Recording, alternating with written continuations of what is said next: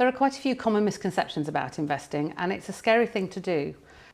Main misconceptions are you have to have a lot of money to be able to do it, or there's the potential that you might lose all your money. You could risk everything, it could just vanish. And that it's actually for those, it's not for me, it's for someone else. Those are often the objections I hear and the things that people say. So let's take those one at a time. You have to have loads of money to start with. No, you don't. Some of the budgeting apps, some of the smaller online apps, Moneybox, Nutmeg, Wealthify, you can start with as little as £2 a month. So you don't have to have loads of money. You're not going to go anywhere particularly quickly with only £2. You know, it's going to take an awful long time to build something, even with time. So it's not unavailable to everybody. You know, choose an amount that suits you. The younger you are, the lower amount you can start with, because time has a massive impact on investing. Secondly, you might lose everything. There's an awful lot more going on in the world if you're going to lose everything through an investment.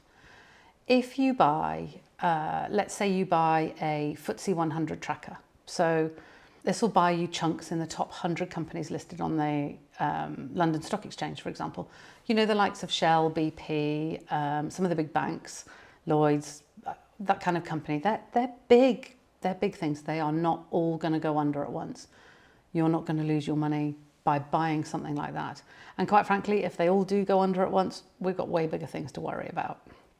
So the chance of you losing everything is more about risk and volatility. And I'm just going to wave my arms around at this point because it explains it better. If you buy something that's deemed to be high risk, in the short term, its volatility will look like this. And you'll see something go up by 10% one day, down by 10% the next day. And if you put your money in at a high and look at it at a low, that feels terrifying. And that's the risk thing. If you watch that same investment over a period of time, over 5 or more years, these become more like this. And you see this trend go up like this. So it'll jump about the place and it'll still feel really risky. But over time, that risk is smoothed out. You don't invest for less than 5 years. Don't go investing and think in 2 days' time you're going to have made your millions. It doesn't work like that. It's a really patient, long game. The best investors buy something and leave it.